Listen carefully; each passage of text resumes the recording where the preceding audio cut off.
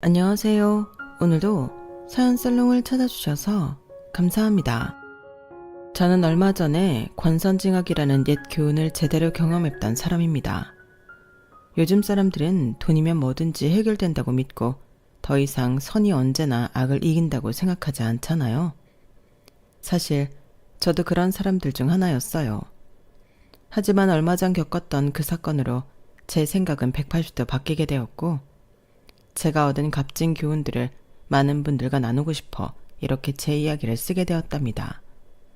부디 끝까지 들어주시면 감사하겠습니다. 저는 스키 동호회에서 만난 남편과 결혼한 지 2년차가 넘어가는 맞벌이 부부였어요. 유난히 춥고 눈이 많이 내리던 겨울에 잠깐만 활동하려던 스키 동호회에서 남편을 만났는데, 저도 마케팅 업무를 오래 해왔고 남편 역시 소속된 회사의 홍보팀장으로 일을 하던 중이라 저희는 처음부터 이야기가 잘 통했죠. 둘 다 사람들을 웃기는 걸 좋아했고 유행에도 민감해서 연애를 할 때는 늘 웃음꽃이 끊이질 않았어요. 만난 지 1년이 지나도 깨가 더 쏟아졌으면 쏟아졌지 서로에 대한 애정이 전혀 식지 않는다는 것을 알게 된 남편은 주저앉고 저에게 프로포즈를 했고, 저 역시 그 청혼을 곧바로 받아주었답니다. 결혼 준비 과정에서도 저희는 뭐 하나 불편한 점이 없었어요. 시댁이 저희 집보다 훨씬 부유한 집안이긴 했지만 저희 엄마와 시어머니 모두 그런 부분에 대해 딱히 신경 쓰지 않았고 서로 좋은 말만 나누곤 하셨거든요. 저희 가정에 이렇게 예쁜 딸이 생긴다니 너무 감사한 일이네요. 아니에요. 저희가 이렇게 든든한 아들이 생긴 게 더 감사한 일이죠. 저는 그저 건강한 사이가 생겼으면 좋겠다는 생각만 있었는데 이렇게 성격도 좋고 훤칠하기까지 한 사이가 생길 줄은 몰랐어요. 얘가 어려서부터 그렇게 스키를 좋아하더니 스키장에서 결혼할 사람을 찾아올 줄은 몰랐네요. 그래요? 진수가 어려서부터 스키를 그렇게 탔나요? 진수 외할아버지가 스키를 좋아하셨거든요. 하긴 모든 스포츠를 다 좋아하는 분이셨죠. 그런데 얼마 전부터 외할아버지 건강이 많이 안 좋아지시면서 진수가 많이 힘들어했어요. 다행히 그때 유리미가 있어서 우리 진수가 마음을 잘 다잡을 수 있었던 것 같네요. 세상에 그런 일이 있었군요. 저희 할아버지랑 어렸을 때 찍은 사진이 제 프로필 사진인데 아직 못 보셨어요?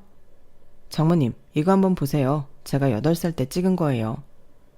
남편은 엄마 옆으로 가서 시할아버지와 함께 찍은 사진을 보여주었어요.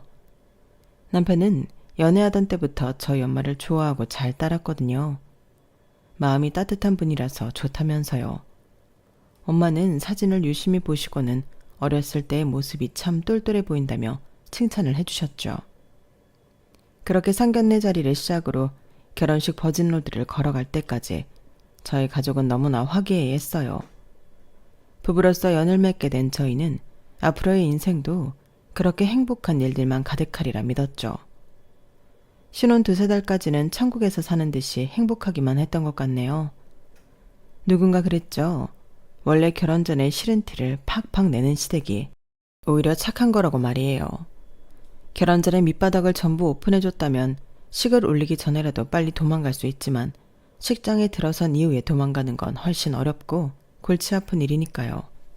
안타깝게도 저는 시집을 오고 나서야 시댁의 밑바닥을 서서히 알아가게 되었어요. 그 첫 번째 사건은 시어머니를 저희 신혼집에 처음 초대한 날이었답니다. 저희 부부가 결혼한 뒤 저희 친정엄마는 여건이 되실 때마다 반찬을 넉넉히 만들어서 나눠주시곤 하셨는데요. 시어머니가 오시기로 한 날, 저는 전날부터 재료를 다듬고 준비해서 메인 요리를 2가지 만들었고, 친정엄마가 가져다 주신 반찬을 밑반찬으로 함께 내놓아 상을 차렸어요.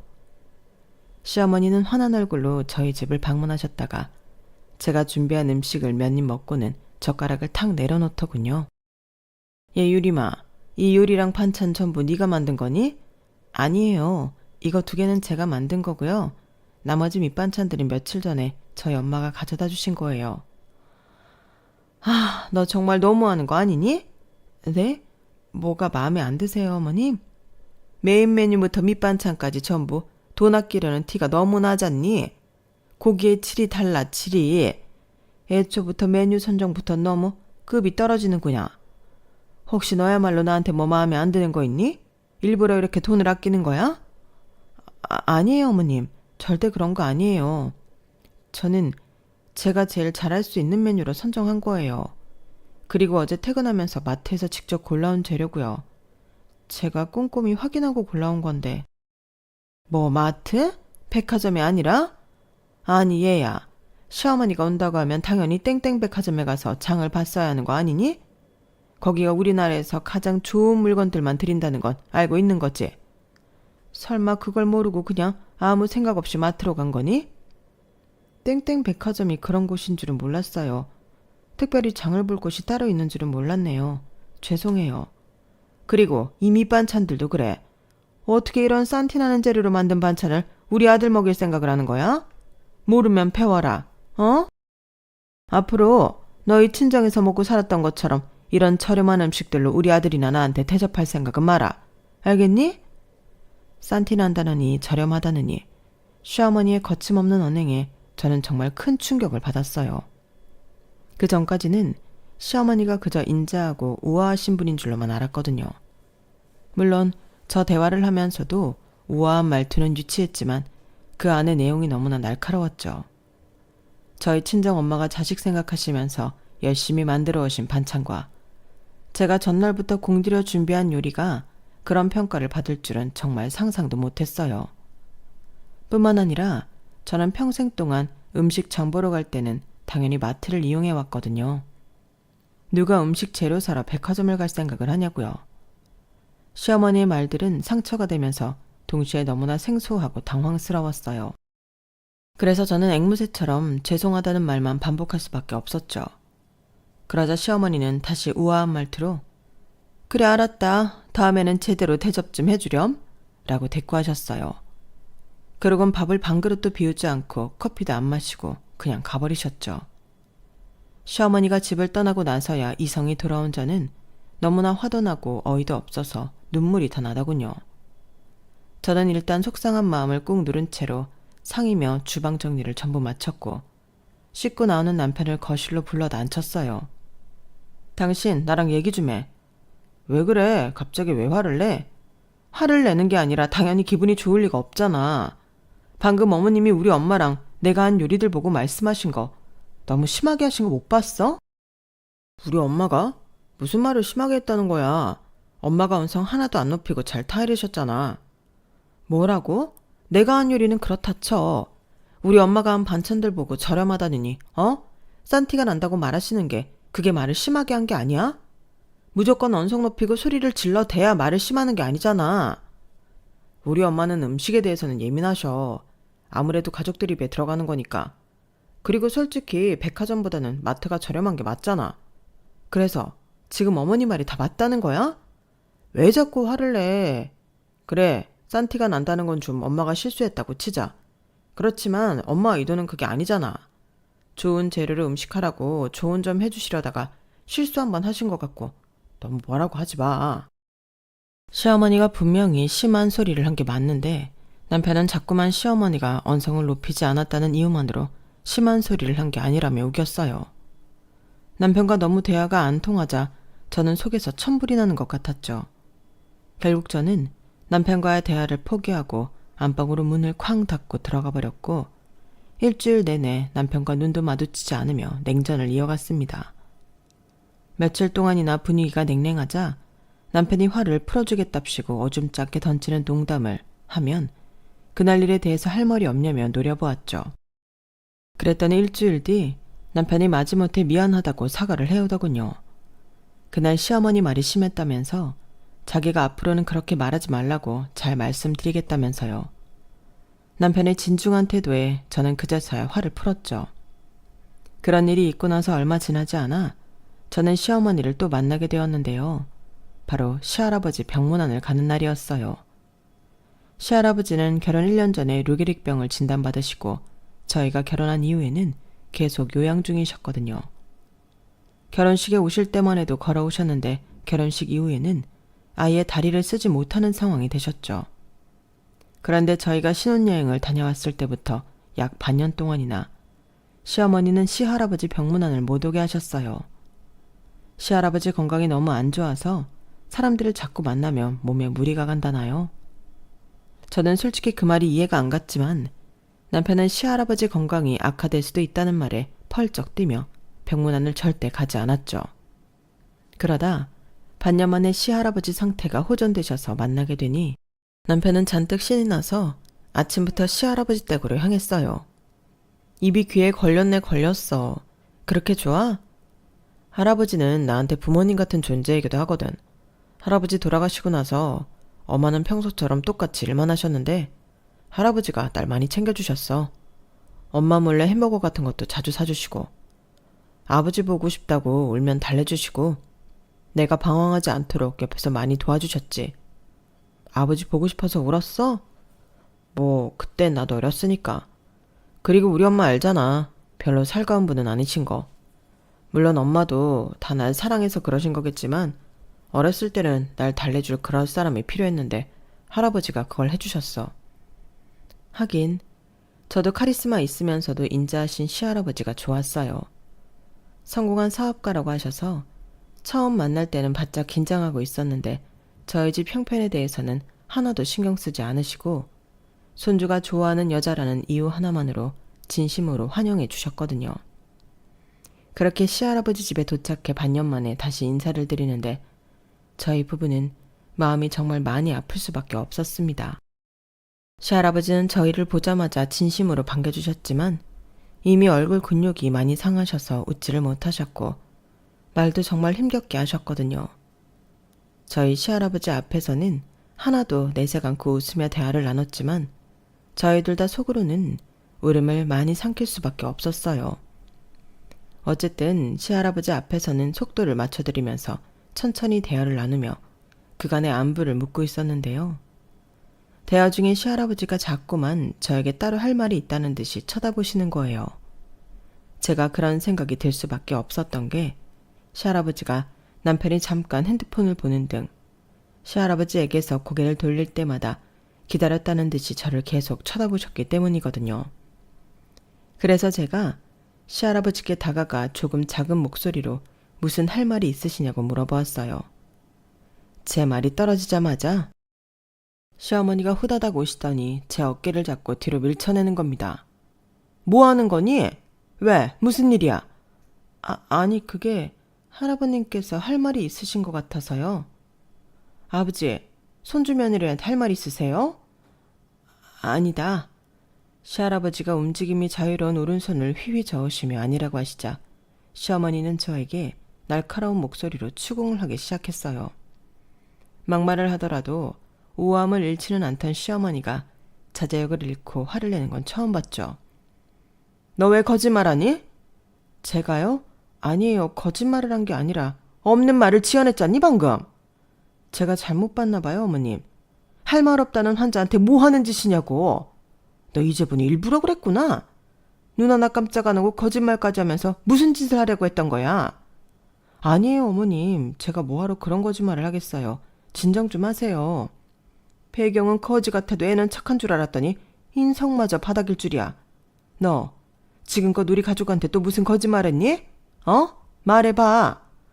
진정하세요. 할아버님이랑 계속 눈이 마주쳐서 하실 말씀이 있으신가 보다 생각한 것뿐이에요. 별로 큰일도 아닌데 왜 이렇게까지 화를 내세요? 왜 그렇게까지 막말을 하시냐고요? 이게 어디서 큰 소리를 내? 그만. 시어머니와 제가 언성이 높아지자 시할아버지가 고함을 지르셨어요. 나랑 눈이 마주쳤다. 거짓말한 게 아니야. 그만해라. 시할아버지가 시어머니를 향해 엄하게 말씀하셨고 시어머니는 그제서야 폭언을 멈췄어요. 한참을 말없이 시근덕거리던 시어머니는 저희 부부를 향해 이제 그만 돌아가라고 했죠. 눈치만 보고 있던 남편은 시할아버지께 마지못해 인사를 하고 저를 데리고 나왔어요. 이번에는 남편도 시어머니 편을 들 수가 없었는지 집으로 돌아오는 길에 자기가 먼저 미안하다고 얘기를 하더군요. 시어머니가 갑자기 왜 그러셨는지 본인도 모르겠다면서 자기가 잘 달래보겠다며 저에게 몇 번이나 미안하다고 사과를 했어요. 남편의 말에 당황스럽고 화가 났던 제 마음이 그래도 조금 진정이 됐죠. 그리고 그 이후 한동안은 시어머니랑 서로 연락도 안 하고 지냈네요. 연락을 안 하고 산 지 4개월 정도가 넘어가자 솔직히 별로 내키진 않았지만 그래도 며느리인 제가 먼저 연락을 드리고 찾아뵈어야 하는 게 맞다는 생각이 들었어요. 물론 저와 제 친정에 대해 막말을 한 건 저도 용서할 수 없지만 그래도 시어머니한테 저도 언성을 높이긴 했으니까요. 제가 먼저 다가가면 시어머니도 그날 일에 대해서는 미안하다고 하실 줄 알았어요. 마침 명절이 다가오고 있으니 선물을 좀 신경 써드리면 자연스럽게 화해를 할 수 있겠다 싶었죠. 그래서 시어머니가 예전에 얘기했던 땡땡 백화점으로 가서 고급스러운 닭이 세트를 구매했답니다. 시어머니가 차 마시는 걸 좋아하시거든요. 명절 첫날 시댁에 도착한 저는 약간 긴장되는 마음으로 정성껏 준비한 선물을 드렸어요. 하지만 시어머니의 반응은 제가 기대했던 것과는 사뭇 달랐죠. 그래, 닭이 세트구나. 엄마, 와이프가 엄마 생각해서 되게 열심히 준비했어. 어머님이 차를 좋아하신다고 해서 준비해봤어요. 이건 프랑스 브랜드의 차인데 향이 그렇게 좋대요. 이거 전부 땡땡 백화점에서 준비한 거예요. 시어머니는 그제서야 뚱한 표정으로 선물을 확인하더군요. 그런데 포장지를 열어 닭이 세트를 한번 눈으로만 훑어보더니 다시 닫아버리는 거예요. 닭이 세트 하나 제대로 사오질 못하는구나. 단순하기만 하고 우아한 멋은 없고 포장지는 쓸데없이 화려하고. 차는 어디서 듣고 보지도 못한 걸 뭐하러 끼워왔니? 하긴 네가 격 있는 제품을 알아보는 눈이 있을 리가 없지. 그래, 정성은 받아주도록 하마. 시어머니는 혀를 끌끌 차더니 일하는 이모님을 불렀어요. 그러더니 제 선물을 그대로 이모님 쓰시라면서 넘겨버리더군요. 저는 얼굴이 뜨겁게 달아올랐어요. 남편조차 이건 아니라고 생각했는지 시어머니께 한마디를 덧붙였죠. 엄마, 너무한 거 아니야? 선물 준 사람 성의가 있는데 어떻게 그걸 바로 다른 사람한테 넘겨버릴 수가 있어? 와이프가 엄마 생각하면서 얼마나 열심히 골라왔는지 알아? 진수, 너 지금 네 엄마를 가르치려 들은 거냐? 아닌 건 아니라고 말하는 거야. 이건 해도 해도 너무하잖아. 너야말로 네 와이프가 이딴 격없는 선물 골라오는 동안 뭐 했니? 와이프는 관리는 1차적으로 네가 책임을 해야지. 이 사다리 나게 해놓고 네가 감히 나한테 목소리를 높여? 시어머니의 고압적인 태도에 남편은 움찔할 뿐 더 이상 뭐라고 이야기하지 못했어요. 저희 부부는 감정이 상할 대로 상해서 시댁에서 보내는 시간 동안 시어머니랑은 거의 아무 말도 나누지 않고 명절에 해야 할 일만 얼른 마치고 나와버렸어요. 시댁에서 최대한 감정을 누르고 있던 저는 이후 방문한 친정에서 저도 모르게 눈물을 터뜨리고 말았죠. 친정에 도착해 엄마한테 명절 선물을 건네는데 사실 그건 같은 백화점에서 샀지만 닭이 세트와는 비교도 안 되는 일반 건강기능식품이었거든요. 그런데 그걸 받으시는 엄마가 너무나 환하게 웃으시면서 저희에게 고맙다고 하시는 거예요. 그런 엄마의 모습에 제 눈시울이 붉어지자 엄마가 걱정스럽게 물어보셨죠. 왜 그래? 무슨 일 있어? 아니야, 그냥 와이프가 장기간 운전을 하고 왔더니 피곤해서 그런 것 같아요. 사실 제가 요즘 어깨가 다시 안 좋아져서 올 때 운전을 못했거든요. 그래? 고생했다 둘 다. 박서방 어깨는 요즘도 아파? 그거 참 큰일이네. 남편의 임기응변으로 그 순간은 잘 모면할 수 있었네요. 엄마가 선물을 정리하려고 잠깐 자리를 비우셨을 때 남편은 저에게 친정에서 하루만 더 있다 가자고 이야기해 주더군요. 우리 오늘 바로 집에 가지 말고 여기 하루 더 있다가 내일 저녁에 갈까? 오랜만에 친정 왔는데 당신 푹 쉬고 가는 게 좋잖아. 고마워. 아깐 내가 갑자기 감정이 올라와서. 아니야, 나 여기 좋아하잖아. 장모님 음식도 좋아하고. 우리 엄마가 당신한테 너무 심하게 대해서 내가 미안해. 남편이 위로해주니 마음이 사르르 풀리는 것 같았어요. 남편의 배려로 저는 하루 더 친정에서 엄마와 함께 지내고 올 수 있었고 이후 남편과의 관계도 더 좋아질 수 있었답니다. 그리고 남편은 결혼 생활이 지날수록 저희 엄마와 더 친해지게 되었어요.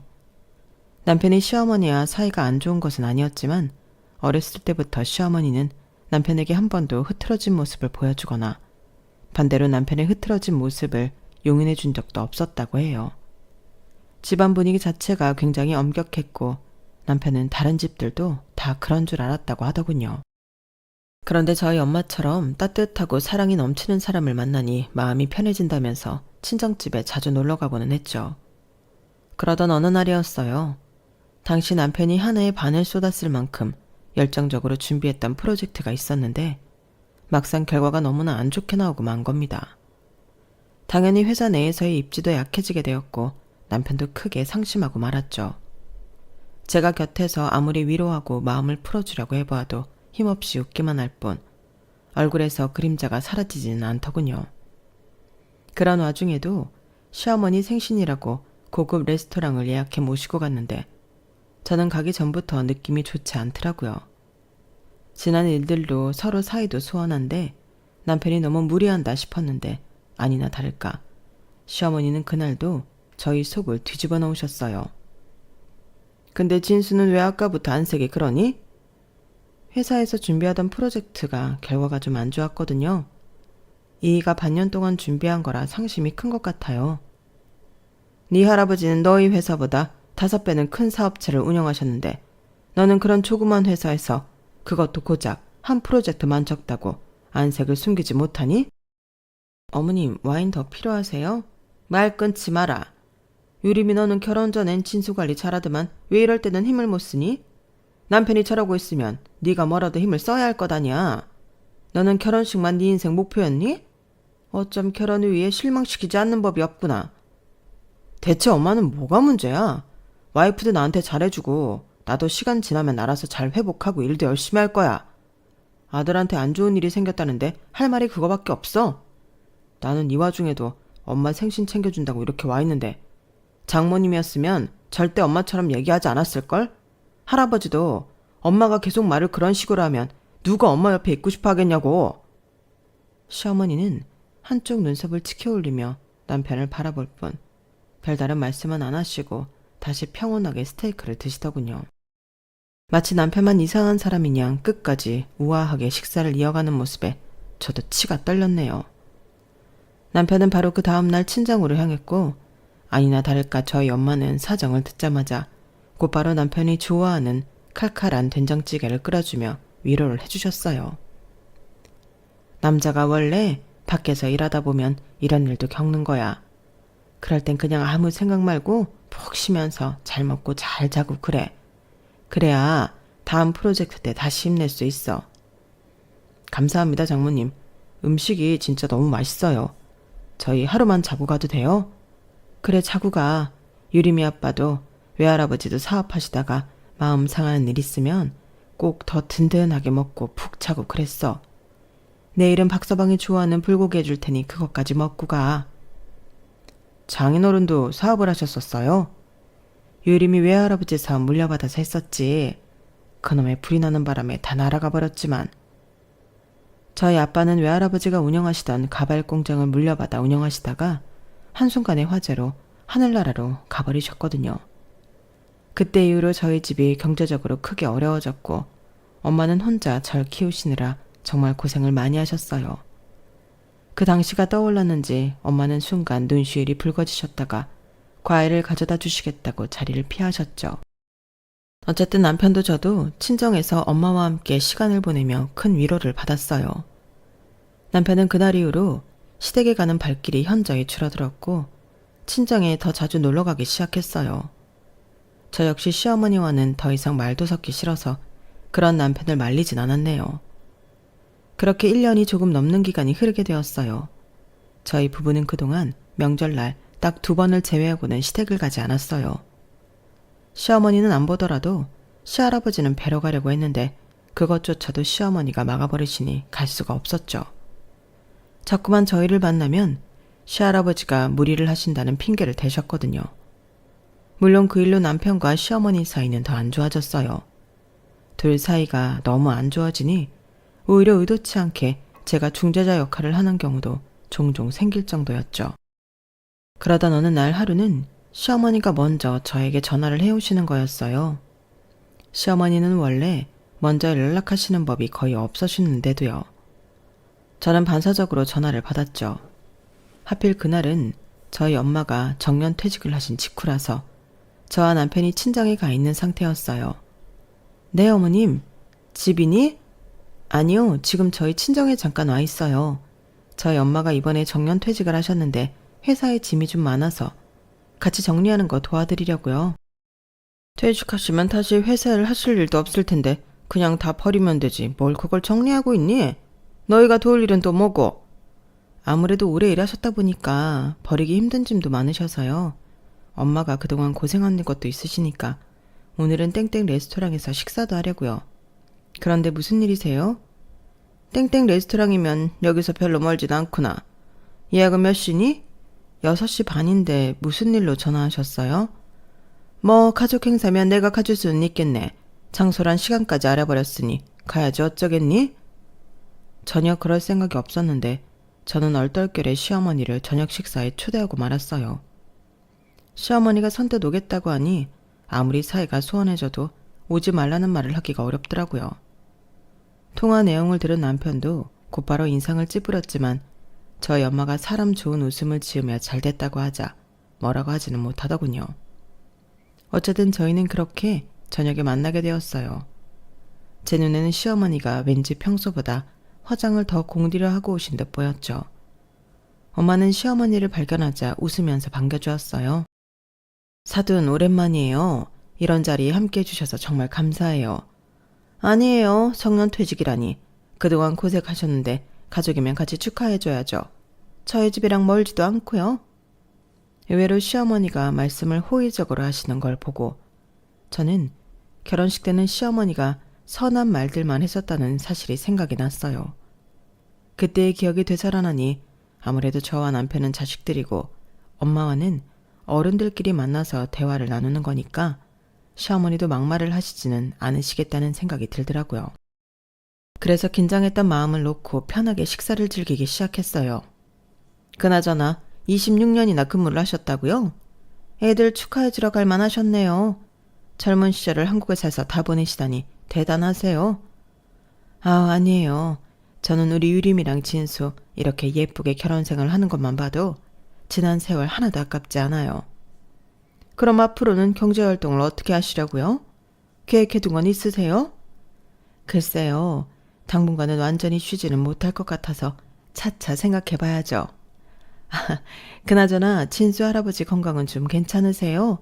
애들 말로는 간병도 자주 가고 그랬다는데. 네, 잘 지내고 계시죠? 그럼 그게 왜 궁금하세요? 뭐 그야 애들이 몇 번 얘기도 했고 저도 돌아가신 저희 아빠 생각도 나고 해서요. 저희 아버지는 땡땡 사업을 100억 원대 규모로 운영하셨고 가지고 계신 건물 수익만 해도 사돈과 애들 전 재산을 합친 거의 10배 이상은 될 거예요. 그리고 조만간 저한테 건물을 물려주실 예정이시고요. 저희 아버지를 보고 어떻게 사돈아버님을 떠올리실 수가 있으세요? 가발 공장 하셨다면서요. 저랑 남편은 시어머니 말에 그야말로 경악을 할 수밖에 없었어요. 기어코 벌어질 일이 벌어졌구나 싶어 저희가 나서려던 찰나 엄마가 먼저 웃으면서 대꾸를 하시는 겁니다. 그 당시 사업이 뭐 전부 그런 식이었죠. 사돈집도 아마 비슷하셨을 거예요. 왜 자꾸 전혀 급이 다른 저희 집이랑 비교를 하시는 거죠? 저는 당장 다음 주면 건물주가 돼요. 사돈, 저희 아버지가 유산을 일찍 물려주기로 하셨거든요. 퇴직금 꼴랑 몇천 받고 끝나는 사돈이랑은 다르죠. 전 죽을 때까지 가난할 일이 없지만 사돈은 그 몇천 가지고 남은 인생 살아가려면 막막하지 않으세요? 하긴 그 돈으로 노후가 해결되는 건 아니죠. 맞는 말씀입니다. 저희 건물에서 청소라도 하시든가요.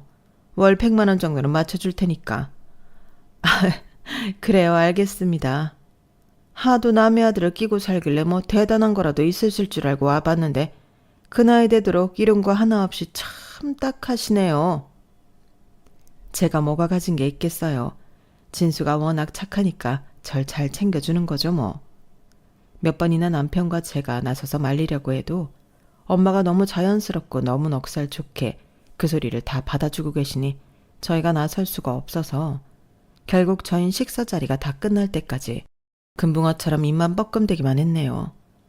레스토랑에서 나온 남편은 시어머니를 바래다 드리겠다며 일부러 황급히 시어머니를 데리고 가버렸고 저 역시 엄마한테 얼른 다가가 괜찮은지 물어보았어요. 그런데 저희 엄마가 정말로 아무런 불편한 기색 없이 괜찮다며 오히려 저를 토닥이는 거예요.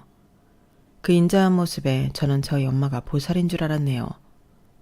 엄마, 좀 전에 어머님 말이 너무 심했지? 괜찮아? 어떻게 그런데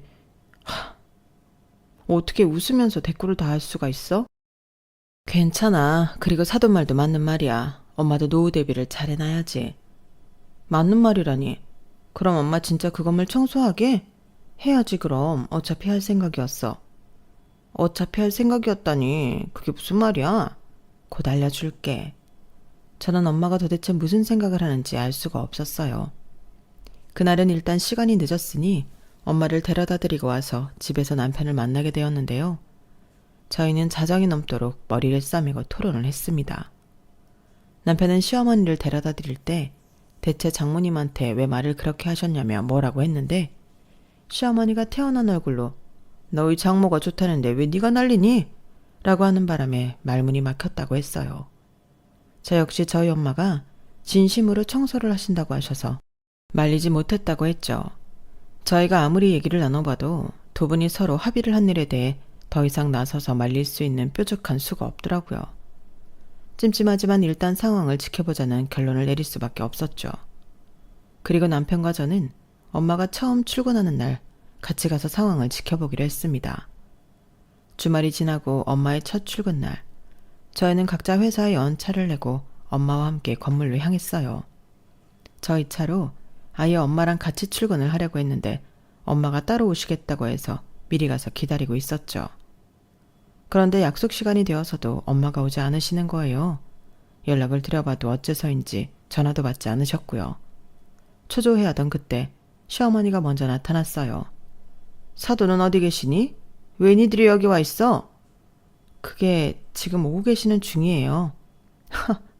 기껏 건물 청소 좀 맡겨주려고 했더니 첫 출근부터 늦게 오는 거야? 참 대단하구나. 이래서 이 나이 되도록 서민을 못 벗어나지. 여기 앞 사거리가 출근길에 많이 번잡해서 그럴 수도 있죠. 왜 말씀을 그렇게 하세요?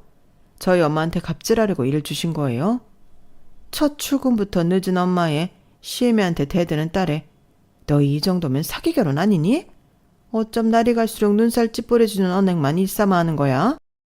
엄마가 먼저 말을 심하게 하니까 그렇지. 서민이니 뭐니 정작 사업에 성공해서 우리 집안 부자로 만들어준 할아버지는 평생 그런 말 안 쓰는데 엄만 대체 왜 그래? 엄마가 잘나서 부자가 된 게 아니잖아. 네 장모랑 몇 개월 붙어 지내다 보니 네가 제정신이 아니구나. 이런 경제력도 인성도 거지 같은 집구석이랑 결혼한 게 모자랐다고 네 엄마한테 대들어. 적어도 일 앞에서 성실은 한 줄 알았더니 봐줄 만한 구석이라고는 요만큼도 없는 집구석을. 너 오늘 이후로 황 변호사랑 이혼 수속 밟을 준비나 해. 둘이서 잘만 살고 있었던 저와 남편은 시어머니의 말에 기가 막혀서 혀를 내두를 정도였어요. 그 순간 저희는 진심으로 시어머니와 절연을 할 생각까지 들었을 정도였으니까요. 그런데 그때 시어머니 등 뒤로 저희 엄마가 오시는 게 보였어요. 남편과 저는 엄마의 모습을 보고 입만 떡 벌릴 뿐 아무 말도 할 수가 없었는데요. 저희 엄마가 글쎄 시할아버지의 휠체어를 밀어주면서 오고 계신 거예요. 저희가 넋을 놓고 뒤쪽을 바라보자 시어머니도 뒤를 돌아보고 입을 떡 벌리시더군요. 아니, 사돈 지금 뭐 하는 거예요? 남의 아버지를 왜 사돈이 모시고 와요? 휠체어에 앉은 시할아버지는 시어머니를 무섭게 노려보고 있으셨어요. 저희 엄마는 그전과 똑같이 인자한 웃음으로 대답했죠.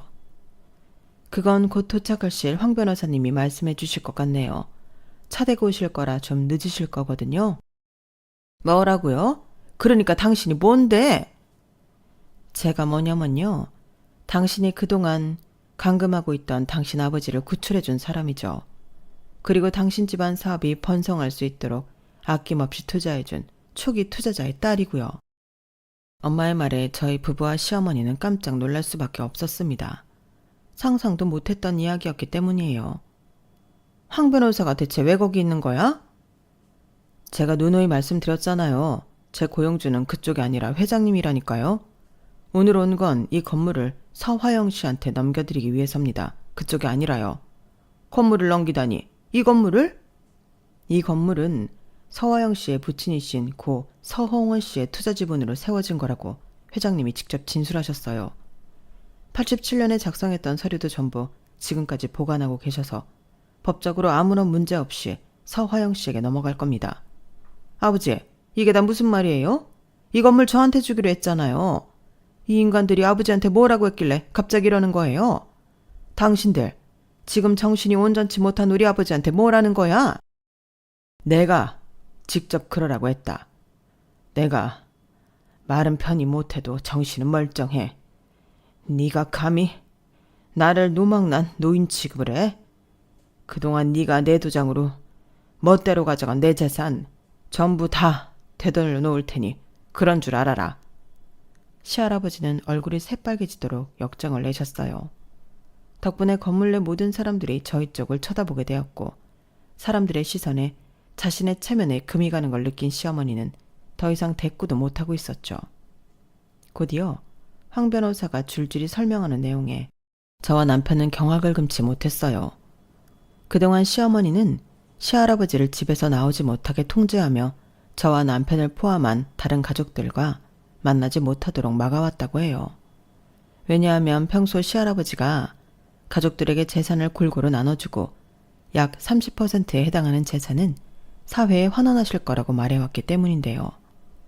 그렇게 되면 시어머니에게 돌아올 재산이 많지 않기 때문에 시할아버지가 거동이 불편한 것을 기회로 삼아 그동안 많은 재산을 자기 마음대로 증여받아왔다고 해요.